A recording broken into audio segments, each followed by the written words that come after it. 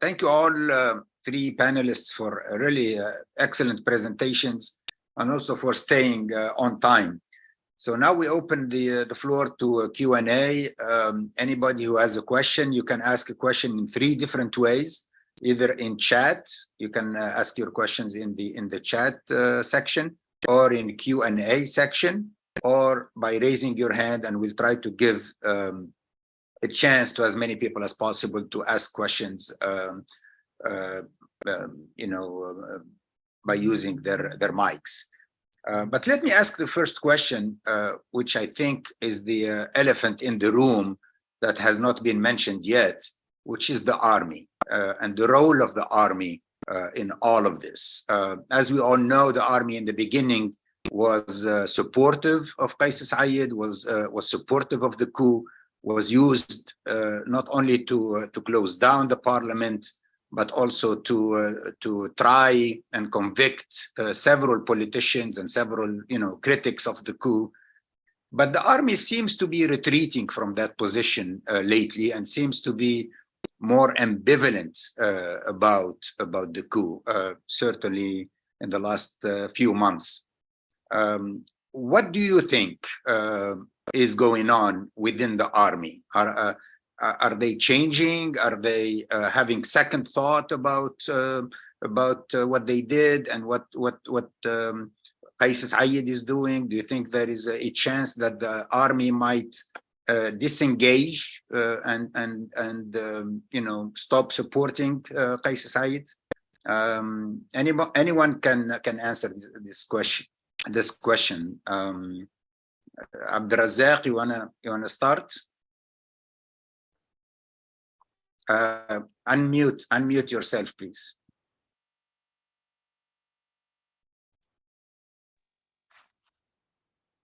Yes, go ahead. As you say,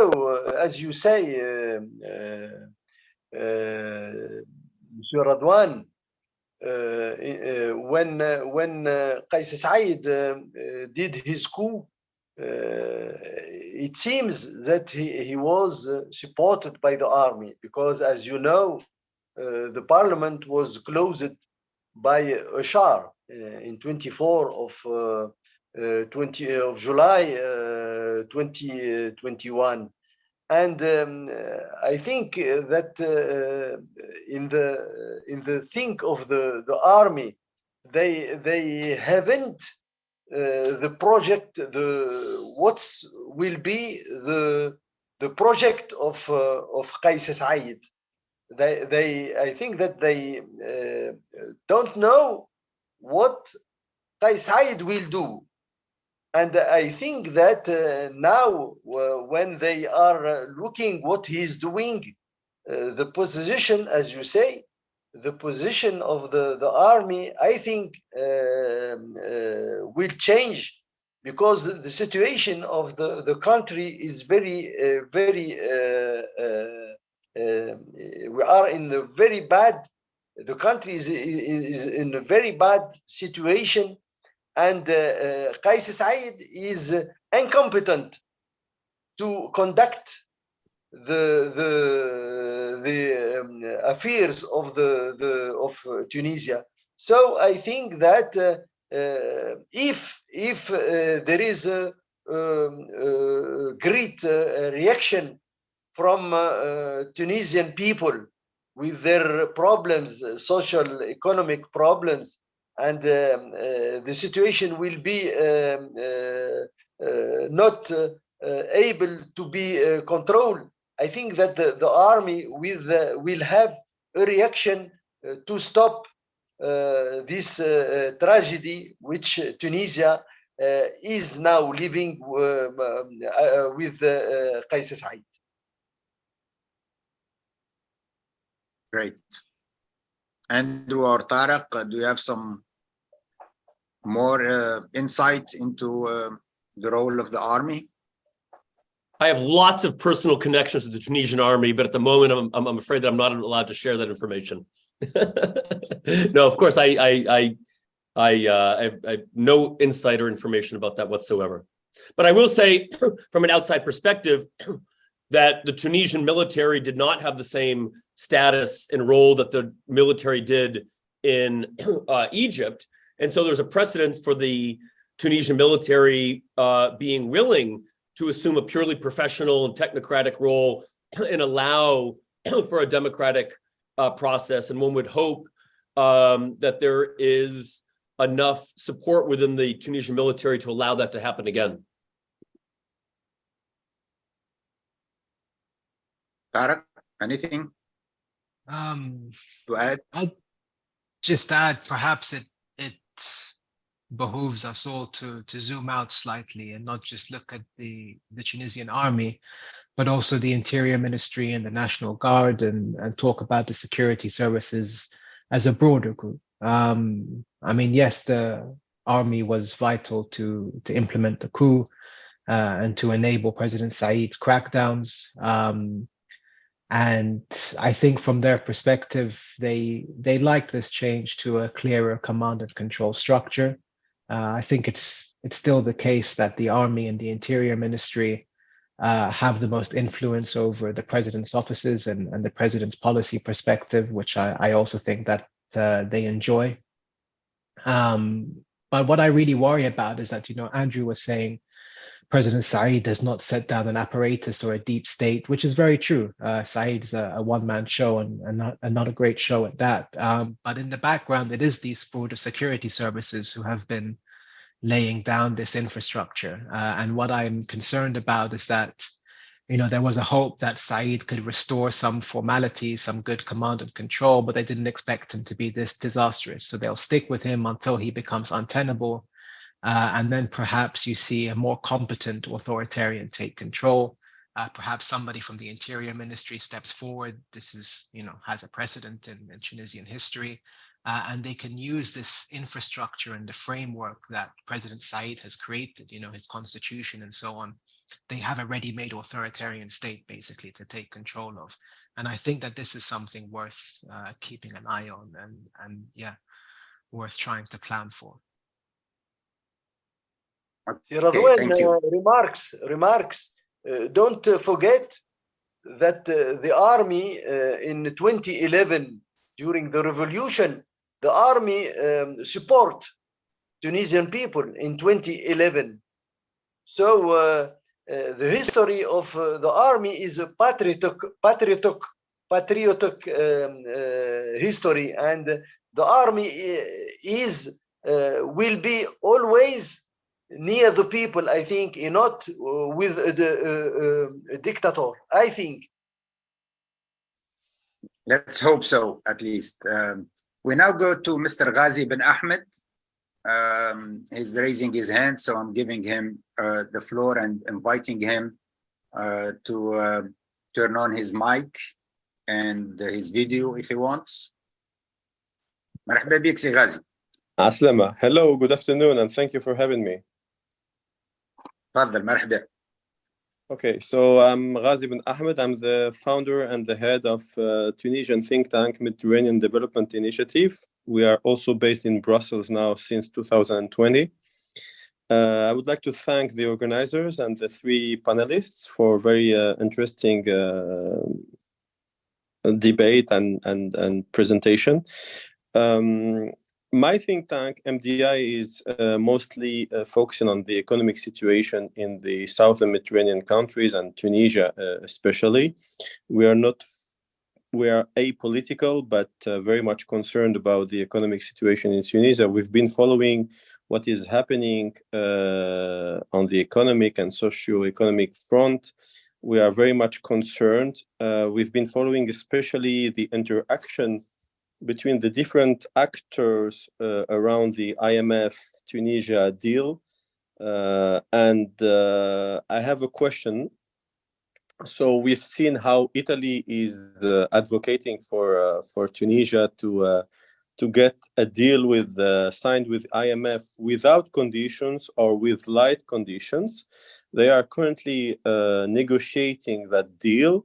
The stumbling block or the Gordian knot, if you prefer, would be whether the IMF will insist on two conditions specifically, which are the removing subsidies and the public firms. We also know that Meloni will be received by Biden tomorrow, that she's offering to the United States a break with China. So she might be willing to again put Tunisia on her agenda and advocate for a deal with the US. We know that US have been very firm against the situation in Tunisia. So do you think that this Italian advocacy may change the situation of the United States for Tunisia and for Tunisian deal with IMF? Thank you. Thank you very much, Ghazi. You're welcome. See Abdelrazak, see Tariq, Andrew. So the first question is about the negotiations with the IMF. Where do you think they're headed? And the second question is about the position of the United States, and maybe it will be, or can it be changed based on the pressure being exerted by Italy? See, Radwan, excuse me, I go to the second question. I think that Meloni is looking for the interest of his country. As you know, Meloni in his election program, the first point that has promised is that he will fight the immigration. And as you know, for her, it's a very important question. So I think, like our friend now who interviewed now, that Meloni will ask the President Biden to help Tunisia, because all body know that the position of the USA against Said is very clear. This position is to always asking him to the return of the democracy. So it may be an important question which Meloni will see with the President Biden. Andrew or Tariq, do you have an answer about either the position of the US or the IMF negotiations? Yeah, I mean, the Italians have been lobbying very hard for months now on the IMF deal. I mean, their perspective is that Tunis is close to economic collapse, which would be a catastrophe. It needs the cash injection. The money itself is more important than the conditions that are attached to the money. And they seem to have been quite successful in terms of influencing the other senior board members, the United States and other European countries. I mean, from my understanding, issues like subsidy reform and so on are put onto the back burner now. The IMF is no longer demanding all of the conditionality that it had before. But the main obstacle here is not the IMF right now, it's President Said. As the saying goes, you can bring a horse to water and you can't make him drink. I think the Italians have dragged the proverbial horse into the middle of the lake and it's still not drinking. So there is no offer to the IMF coming from the Tunisian government. There is no indication that an offer is coming anytime soon. I think if one did come, it would be accepted very quickly, which is an indication of how successful the Italian lobbying has been. But yeah, it's the holdup is with President Said and not with the IMF. And it shows again on the US side of that question how important the Italian lobbying has been. The impression I get is that for the United States, Tunis is a European problem. They will make it as important as the Europeans want it to be as a favor to their allies. I don't think it's a US priority right now. I might be wrong, but that's the impression that I've got. Just on the question of the IMF, I think from my contacts and my meetings with some of the IMF people, IMF has never really imposed any conditions, any specific conditions on Tunisia.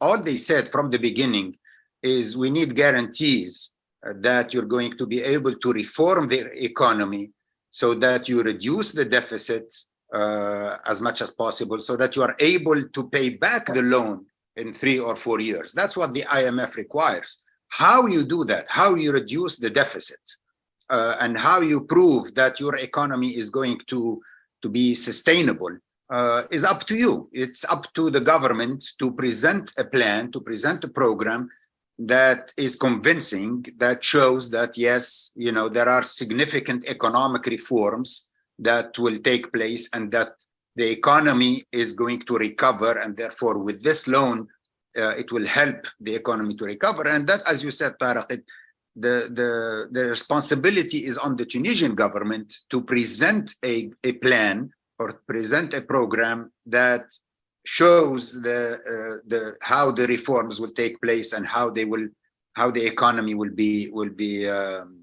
fixed and will become healthy again. And so far they haven't done that. So I don't think it's that there is pressure from Italy or from anybody else. This is the policy of the IMF. They cannot give a loan to a country who does not reform the economy or who has no way of paying back the loan because the economy is in shambles, or anybody who will agree to do that will lose his job like any other bank. The bank, they have conditions that they must guarantee that the loan will be paid back. Otherwise they can't give to somebody who is not able to pay back the loan.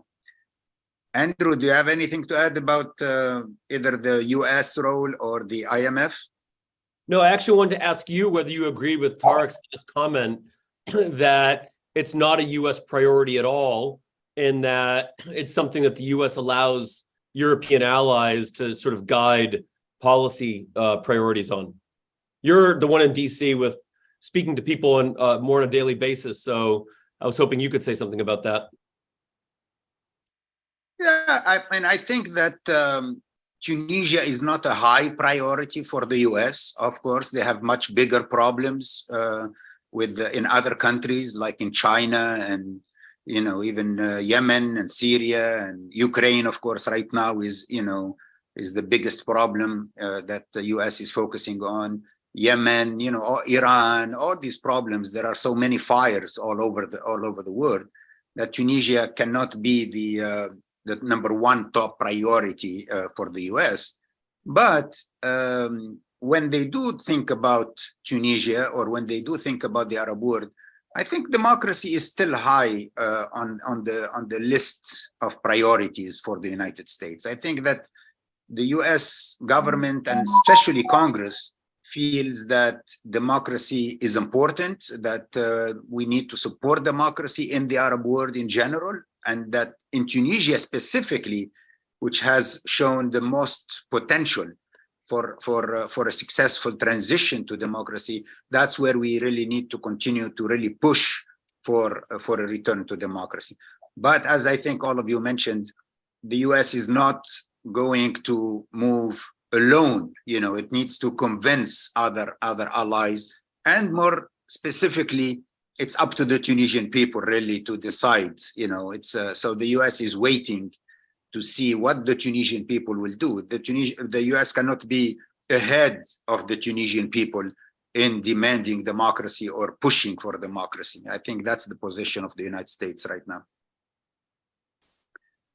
Okay, we'll go to the next question from Philippe in Colombia. Thanks for this event. It is clear that Said represents authoritarianism.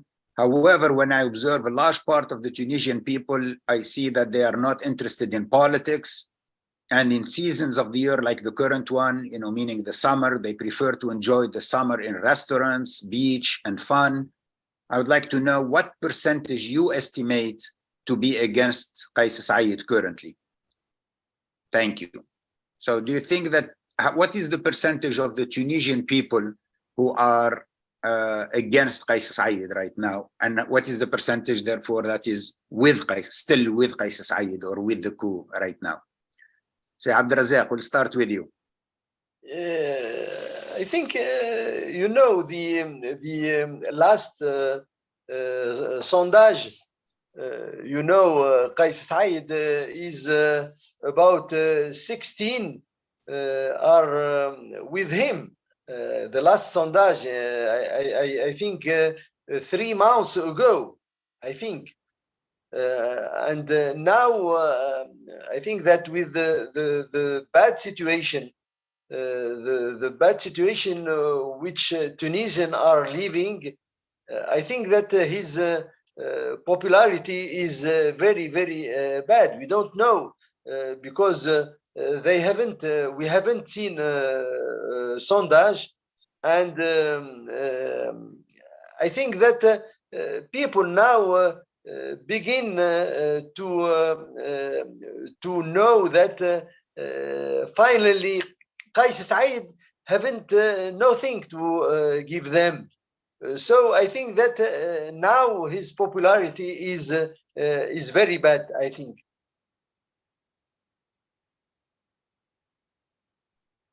If I could say something. What is the percentage that you think is against him right now? I think 20%, maximum 20%, I think. 20% with him? With him, yes. And what is the percentage against him? It depends. It depends of the situation. I think that the next 2 or 3 months will be very important to determine the popularity of Qais Said. Andrew? Yeah, I don't know percentages. I'm not going to speculate that. I'm sure that Dr. Abdelrazak is correct, but I wanted to say something in general in relation to Felipe's question, as well as some of the very, very interesting and perceptive questions that Professor William Lawrence has in the chat. One, these sorts of things are not fixed or static, right? It's not that people have a fixed position about these sorts of things and a fixed intensity. These sorts of things come and go with the behavior of other kinds of actors in political opposition. So, we know from opposition movements in Eastern Europe at the end of the 1980s, in Spain and Portugal and other places, that many people, their positions are responsive to what's going on in society. And this is why dictatorships do so much to both prevent, even very strong dictatorships do so much to prevent even what seems like to us very, very meaningless or harmless opposition, because they don't want to give people the perception that there are others that are with them, there are others that feel the same way, or that there are others that believe that the people have the capacity to overturn dictatorships. And so, it could be true, as Felipe says, that people want to be on the beach, they want to enjoy summer, but it's always true that the vast majority of people in a population are not very political, that people care about their daily lives, they care about economic survival, they care about their private lives. That's always true in every country. I don't think Tunisians are particular in that regard. But these things change. You see how quickly small movements like during the Arab Spring gather more and more people. A small protest in Tahrir grows and grows and grows until it includes millions. So that is how I think you need to think about the possibility for protest, that people, they join when they see certain thresholds of their fellow citizens engaging in these things, and they see the possibility for some kind of actual result out of protests and demonstrations. But my sense is that he's not particularly popular. We know the pathetic turnout that he had for his referendum and his elections to parliament, 8, 9%, 10%, 13%. People, the only way that we can really tell the level of enthusiasm is that people, what percentage of people turn out for even these sham elections, and the turnout is pitiful. Thank you. Tarek, anything to add about that? About Qais Said popularity? Just a quick point that, a lot of people, they talk about the polls, and with all of the caveats of the problem of polling in Tunis, especially now, you see President Saeed with a slight majority. You see somebody like Abir Morsi, who's not that much better on the democratic scale, as second. And people point to this and they say, oh, look, Saeed is still popular. But the real story that these polls tell is that the complete support for all the political actors, it never adds up to more than a third of the entire electorate. Most of the electorate doesn't like any of them. They're completely disconnected now, which kind of builds on what both Felipe and Andrew were saying. But I think that the prevailing mood right now is nihilism, which is what I was saying before, and what is dangerous, because people don't see a way out. We tried the revolution thing, didn't work out. Now we're trying the dictator thing, also doesn't work out. So what do you want from us? Either they stay or they go. Yeah. So he's not very popular, but neither is anybody else, unfortunately. Yeah, and Tarek, I agree with you about the polls.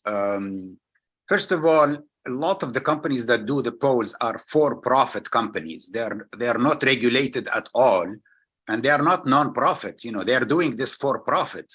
They are companies that want to make money, and there's been a lot of evidence in the past that they receive money from people to increase their ratings in the polls. This was done even during the democratic time, the phase, the 10 years. Abir Morsi before 2019 was also ranked either number 1 or number 2. But when we had elections in 2019, she and her party came as number 4 and number 5. So a big difference, between what she was getting in the polls before 2019 and what actually happened in 2019 when I think she got she was the 5th, behind 4 other parties. Also, in a time of dictatorship, there is fear. I guarantee you that if you did the poll during the Ben Ali era, even 1 week before the spring or the revolution in December 2010, the poll would show that Ben Ali has 70 or 80 or maybe even 90% popularity, because people are afraid. Nobody will tell you when you're asking him, whether in front of his house or even in the street, whether you are against Ben Ali or for Ben Ali. Nobody will tell you, oh, I'm against Ben Ali, because they don't know who you are and they don't know how this information will be used against them. So there is an atmosphere of fear now that has been, it's not a democracy anymore. Yes, you can do polling in a democracy, but I think it's really ridiculous to do polling in a dictatorship when people are literally afraid to speak to strangers or to really say what's on their mind, because there could be severe repercussions. Anyway, let's go to William Lawrence, Professor William Lawrence from American University. William, you have the floor.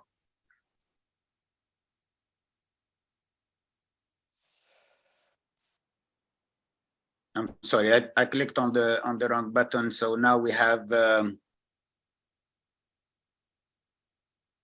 what happened?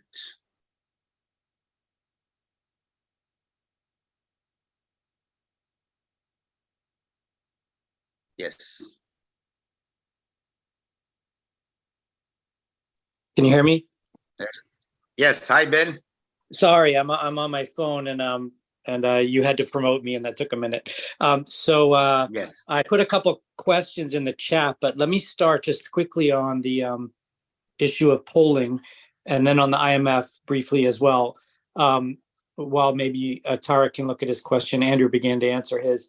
But on polling, you can poll in a dictatorship by asking tricky questions, proxy questions, and cross-referencing the data. But it's a real art, and none of the Tunisian polling institutions are using that. If you look, for example, at the Arab Center polls and some of the others, they'll use these really sophisticated types ways of asking questions in the negative or in the proxy form, where you just express satisfaction or dissatisfaction about something without actually talking about the head of state. There are ways to do it, but none of the Tunisian polls were looking at it, and therefore I agree entirely with what Radwan's saying on the how bad the polling data is. They could be doing a lot better, though. In terms of the IMF, I wanted to add couple things with the conversation, because I've been talking to the IMF as well. First of all, the Saudis promised $500 million as part of the IMF deal privately. And so now that the Saudis have given $500 million outside of that structure, I'm not even sure the IMF has the 1.3 billion right now. They said it wasn't coming from the Europeans when I talked to them privately. So I think they're going to have to find a new source for a big chunk of the IMF funds if they even negotiate the deal. I agree with a lot of what was said, but let me add, there's already agreement on subsidies that UGTT agrees to in the IMF. There's already agreement on wages, which actually the IMF really likes. And on the private companies, which Ghazi mentioned, the issue, and I put this in the chat, is mainly that Tunisia made a bunch of promises with the last two IMF bailouts that they didn't keep. So there's an issue of, are you going to at least do the things you told us you would do them last time, in keeping with what Erdogan said, because the country itself negotiates what it wants to do. According to the IMF, the problem right now is between Said and his own ministers. His ministers want the deal to stabilize the macroeconomic situation, fight hyperinflation and all the things we know about, address the food crisis, everything else, purchasing power of Tunisians. Said is wondering if he can get away without the deal. With this 1.1 billion from the Europeans, it's the full amount, the 500 million from Saudi Arabia, with increasing taxes, which he thinks can really help, which it won't, and a couple of other bad ideas. He thinks he might be able to weather this storm without an IMF deal, and he's wrong. But the only debate now is not between Washington and Rome or between the IMF and anybody. It's between Said and his ministers, and he keeps refusing not to sign the deal that's already negotiated. On Tarek, my question was if I have to remind myself. You basically said that the opposition should be focused on economics, and in the abstract, I sort of agree with you in that economics was always the bigger problem and issue than politics. And we wrote this in the crisis report I co-authored in 2012, and it's always been the case. But I don't think the opposition can meet legally. They can't propose any policies. If they propose anything or do anything, they're immediately arrested and often imprisoned. Certainly the parties aren't allowed to present anything. And if they do anything, they're called traitors and vermin and cancers and everything else by this president, who immediately disqualifies what they're doing. So the idea that somehow the parties, or even the parties in exile, or that somehow the population can organize itself and present economic proposals is kind of bonkers in this political environment. And so that second point you made, I just don't know how we get there from here. And certainly shutting up about politics acquiesces to the coup to some degree, basically saying we don't need democracy to get our economic needs met, and you can do whatever you want, be in charge, just please take, some economic advice from us, and we're fine with which was always the dictators' compromise with populations going back decades in the Middle East. Let us handle politics and we'll, give you a little bit of what you want in economics, a formula that never is sustainable and never works for the long term. And then Andrew, I just asked a question about, why be optimistic about the appetite of Tunisians for freedoms and the resilience they have, the legacy of having overthrown a dictator, if they're clearly indicating now they don't want to go into the street. And when you talk about that resilience, to use my word, are you just talking about future protests, or are you talking about something? Thank you, Redwan, for including me. Thank you, Bill. Tarek? Yeah, thank you for all those points, Bill, and it's nice to see you again.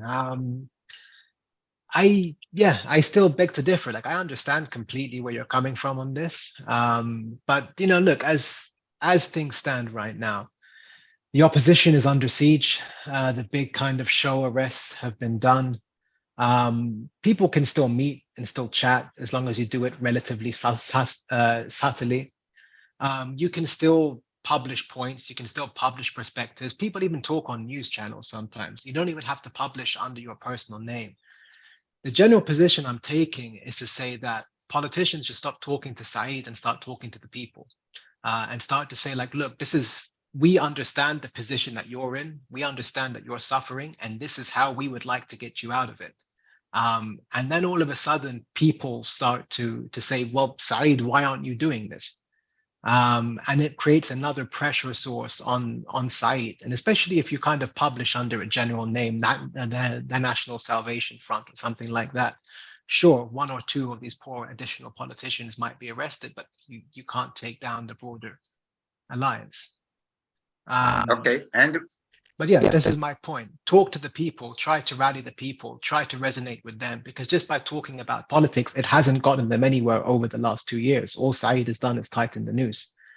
So it's time to try something convince new. them. Basically, what you're saying, Tariq, is convince them that you have solutions, that you can do better, that you can do better than Qais Saeed.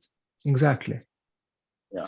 So, Andrew, do you have an answer to Bill's question about, you know, what makes you think, or what makes you more optimistic that Tunisians care about freedom and democracy? Yeah, first I really appreciated Bill's interventions. Very, very informed, very interesting. I'm glad he was able to do that.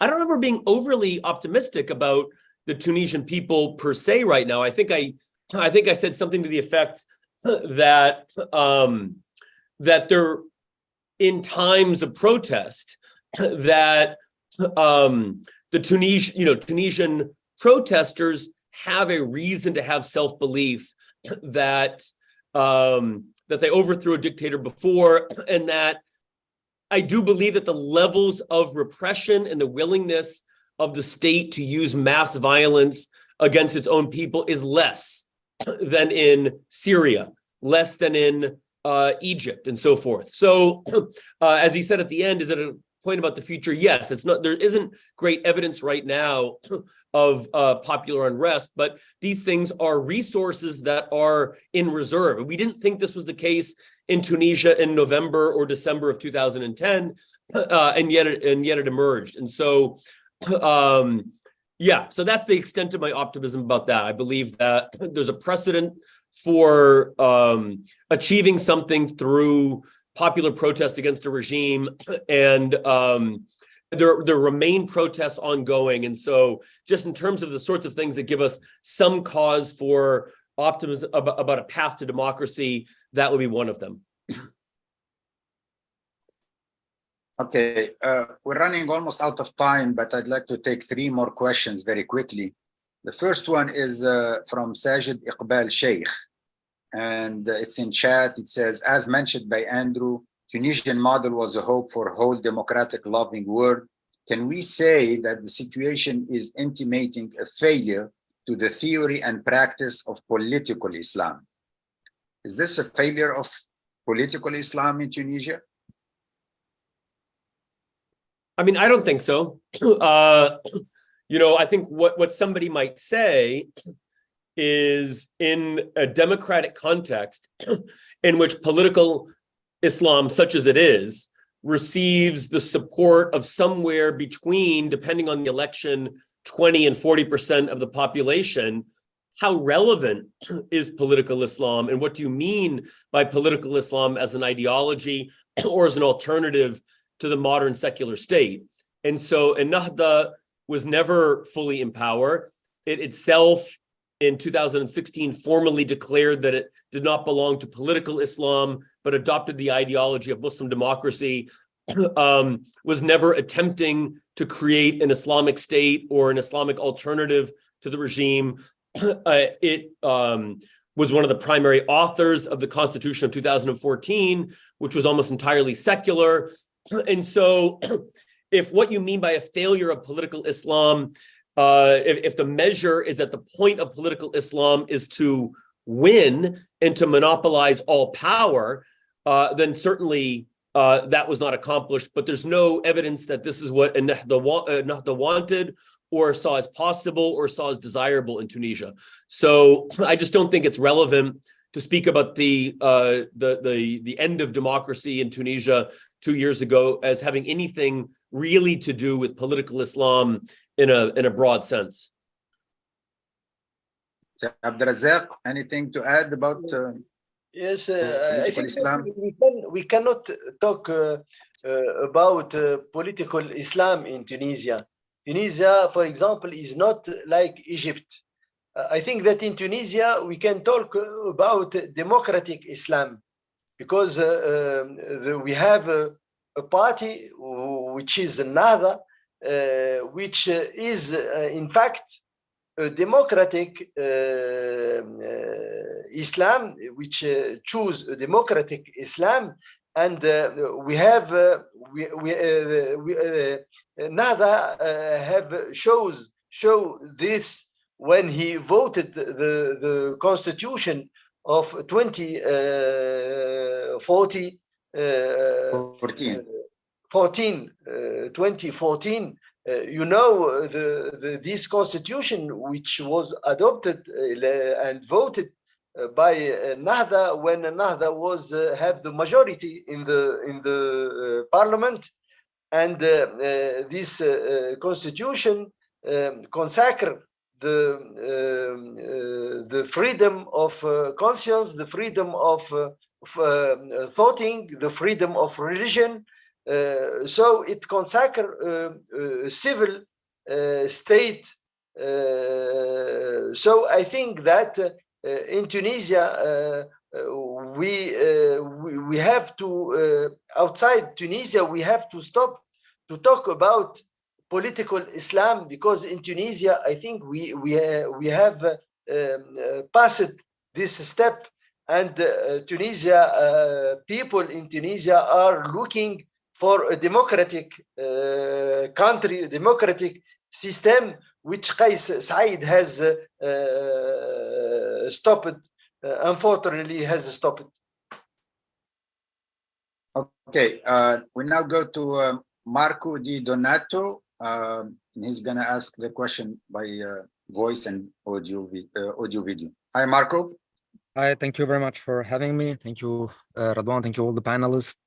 Let me briefly introduce myself. I am a researcher, senior researcher at the University of Palermo in Italy. And I have just a quick comment and a question. First of all, the quick comments about this perception that we always have about Arab world and Arab people, especially before 2011 or even after 2011, like people that are just waiting or preferring to enjoy summer and this kind of things as the other question arrived. But basically the history of this region is telling us something different. And the history of the region is telling us of a history of continuous contention, as has been recognized, for example, one of the last book of John Chalcroft and Popular Politics in the Making of the Middle East. My question is about, shall we reconsider, for all the panelists, shall we reconsider 2011, in 2011 revolution results? Shall we reconsider a little bit the dynamics also 2011 for understanding Qais Said, as you described it, coup and regime? And the other question seems to me there is another big elephant in the room that we didn't discuss, is the role of the UGTT. In especially a moment of economic crisis, how do you consider the UGTT role?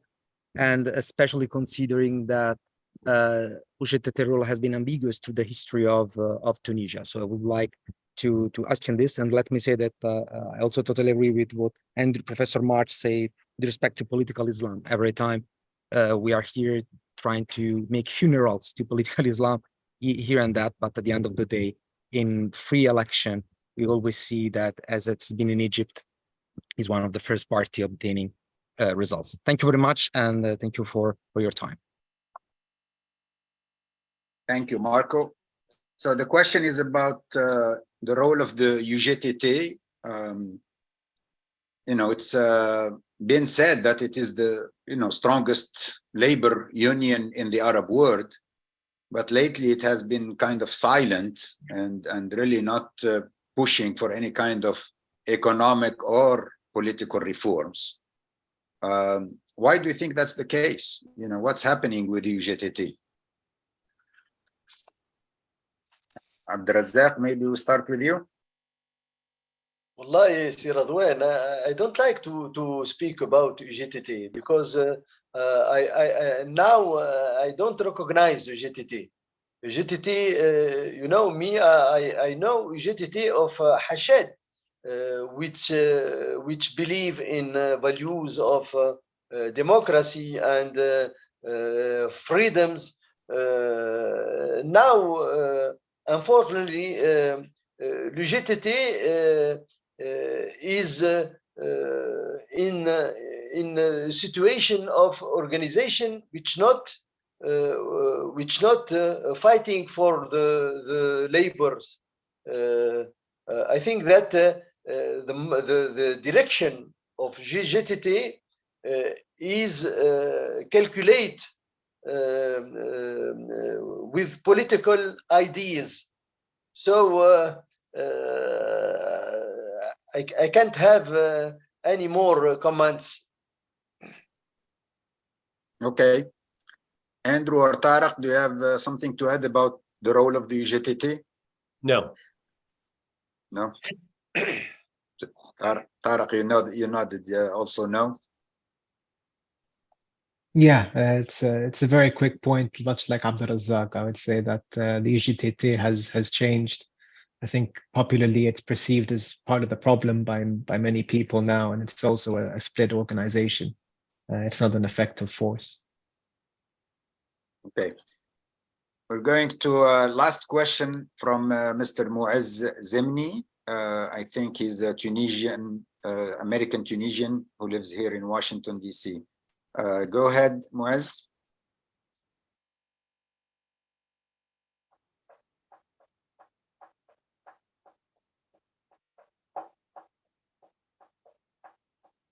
Muaz?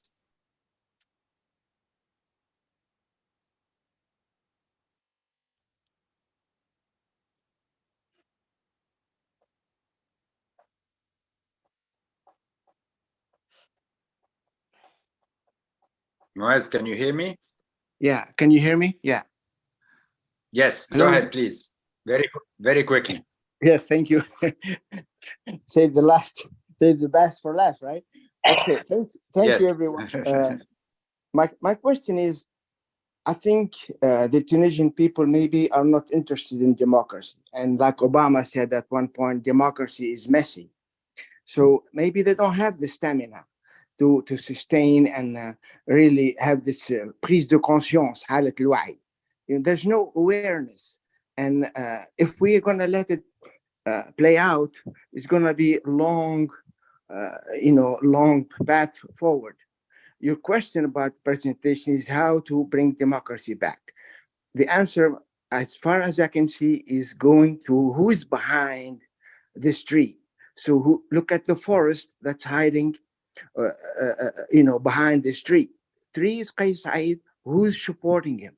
Who's among the القوى الصلبة, the hard power, the nexus of the group or the gang supporting him?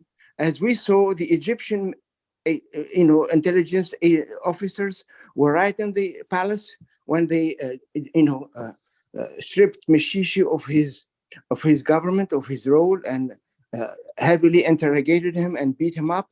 So this is a playbook of the Egyptian and the UAE. Where is he now? He was in France, now he's in Qatar.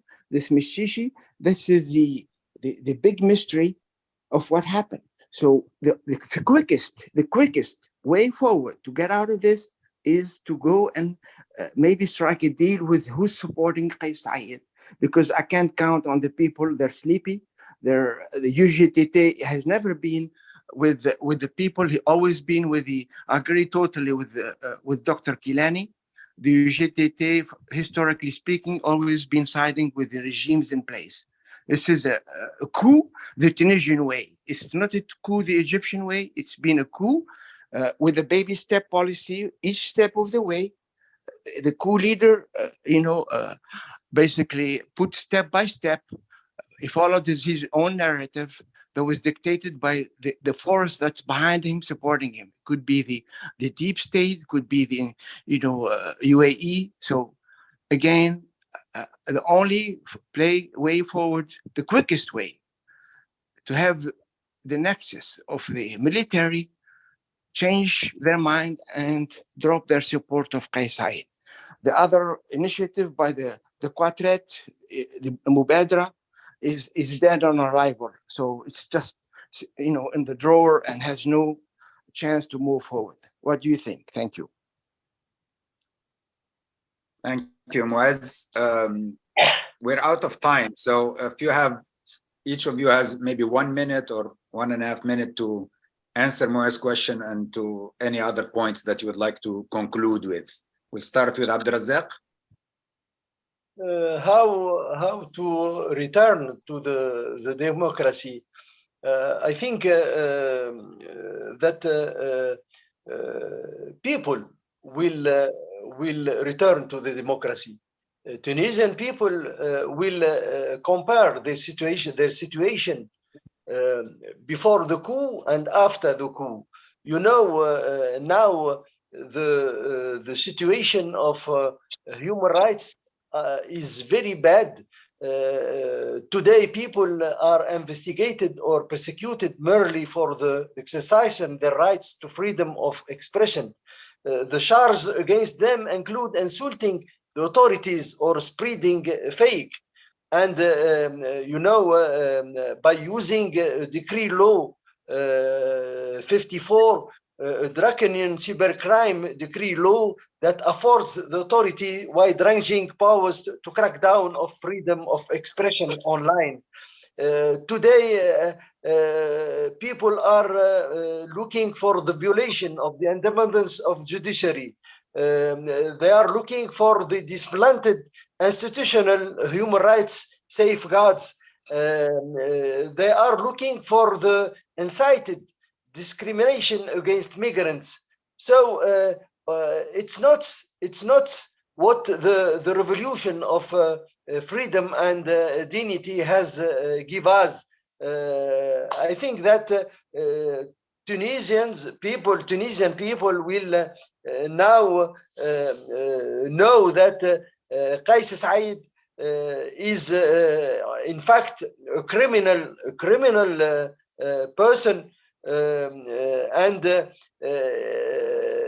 I think that with all this situation, you know, no people, their situation, they even the water is stopped during 4 or 6 days. The electricity also, they have a pain of electricity. So the situation, the life of Tunisian actually is very bad. So people will compare before the revolution, before the coup and after the coup. And to conclude, I think that Tunisian government today has to respect his international human rights obligation. You know that Tunisian government state has obligation to respect human rights. So I launch this appeal to the international community, to the people who believe in values of freedom and democracy, to ask to our government, to ask to Qais Said to stop this tragedy. Thank you, Abdulrazak. Tariq, any closing remarks? No, I mean, the time is short. I don't want to drag it out. I feel we've all made the points. Just to reiterate what you're all saying, that the situation is getting exponentially worse. And so it's on, but Said will not provide a solution to anybody. And so I think that it behooves everybody to look at what comes next, to start planning for that moment when people realize that Said cannot provide. You have to look forward and to plan for what's next, and to call on as much international support for that moment as possible. Thank you. Thank you. Andrew. Just the final point to reiterate that democratic transitions can come out of nowhere unexpectedly. Nobody predicted December 2010, January 2011. This isn't a formula that you bake a cake with and you get the same result every time. There could be some trigger, some kind of event that brings out all of the underlying frustration. And in my opinion, the opposition needs to be ready for that. It needs to be discussing what to do in the right circumstances, but also needs to learn from the 10 years of parliamentary democracy. What went wrong? Why was it not able to develop greater loyalty amongst the population? And beyond that, you know, there's really no way of predicting what's going to happen. Thank you. Thank you for organizing this, Andrew. Radwan. Thank you all. It was a very, very, I think, illuminating and enlightening discussion about the current state of affairs in Tunisia. I personally remain very optimistic that democracy will come back to Tunisia. I don't know when exactly, whether in the next 6 months or year or 2 years, but I feel that the Tunisian people, yes, they were disappointed with democracy, or during the democratic transition 10 years, they didn't get everything that they wanted or everything that they expected to have after 8 or 9 years of the democratic transition. But I think now they also are very disappointed with dictatorship, and they know they can compare basically that even with its shortcomings, the democratic transition was light years ahead and light years better than dictatorship. And I think this is an important lesson for everybody to learn, that dictatorship is never the answer. You know, democracy has its problems and its shortcomings, but dictatorship is much worse and never offers any real solutions or real improvements in the life of Tunisians. And I think the Tunisians now are learning that lesson. It's a hard lesson to learn, but I think it's becoming more and more clear every day. So thank you very much for joining us today. We look forward to seeing you in the future.